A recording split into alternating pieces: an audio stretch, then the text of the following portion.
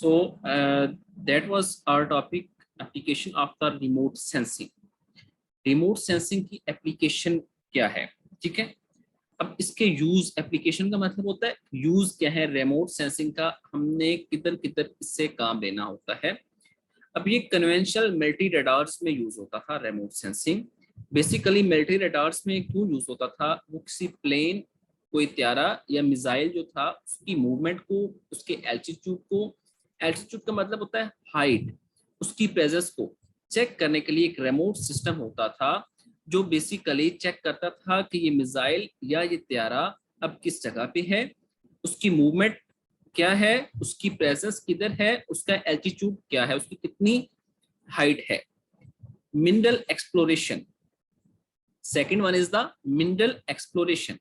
Mineral exploration का मतलब होता है कोई भी मादनियात जो हैं उनको एक्सप्लोर करना, उनको दरियाफ्त जहाँ पे होती हैं उस पे रिमोट सेंसिंग की जाती है कि इधर कितनी कंसंट्रेशन में मिनरल्स मौजूद हैं और कितनी डेप्थ में मौजूद हैं, ठीक है। जब भी मादनियात को एक्सप्लोर किया जाता है तो उसका एक ही वे होता है, वो ये होता है through the remote sensing.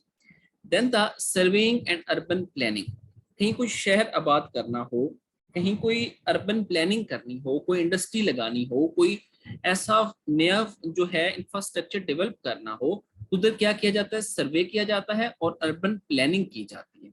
Okay, और वो जो अर्बन प्लानिंग है या सर्वे है वो रिमोट सेंसिंग से किया जाता है, हर वक्त उधर मौजूद होना पॉसिबल नहीं होता।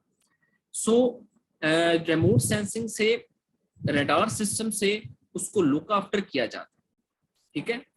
Then next one is the lidar, light detection and ranging. Light detection and ranging, ये बेसिकली वेजिटेशन और मिनरल्स की जो रेंजिंग है कि किस रेंज पे मौजूद हैं उनकी डिटेक्शन के लिए एक लीडार सिस्टम यूज किया जाता है, इसको लीडार कहते हैं, light detection and ranging. Then the 3D imagery for the examination of topography, मतलब उसकी जगह जो है, उसका स्ट्रक्चर क्या है, उसकी वो जगह कौन सी है, टोपोग्राफी हम उसको कहते हैं। Forest, crops, land coverage, water quality, इन सब चीजों की एक 3 डायमेंशनल इमेज के लिए हम रिमोट सेंसिंग यूज करते हैं। Monitoring and conservation of resources, resources की कंजर्वेशन के लिए और उसकी मॉनिटरिंग के लिए हम रिमोट सेंसिंग यूज करते हैं। Then the geographical information system जो है, ठीक है, और उसका इमेजिंग सिस्टम जो है, जियोग्राफिकल इमेजिंग सिस्टम जो है, जीआईएस बेसिकली इमेजिंग सिस्टम होता है, वो एक कंप्यूटर बेस्ड टूल है for mapping and analysing things that exist और हैपन ऑन द अर्थ, ठीक है।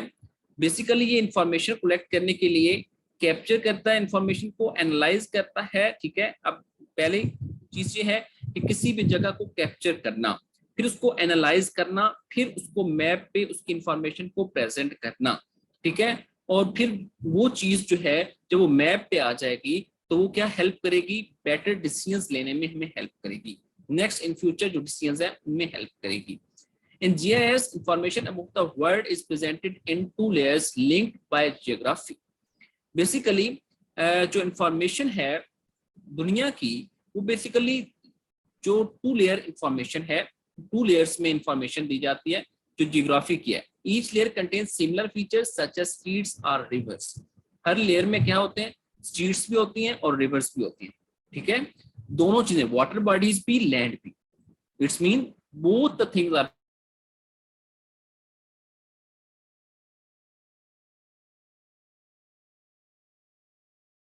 हाँ जी, and people command and analyze geographic data using GIS tools and visualize that data using maps, graphs और charts.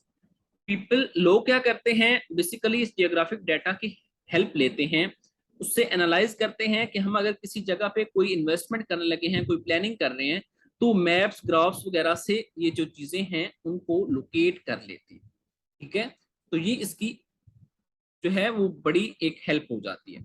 अब इसके components क्या हैं, हार्डवेयर है, सॉफ्टवेयर है, डाटा, पीपल, प्रोसीजर्स, ये चीजें आपके करने वाली नहीं हैं, आपको जस्ट इनके नेम पता होना चाहिए, कंपोनेंट्स क्या होते हैं डीआईएस के, ठीक है।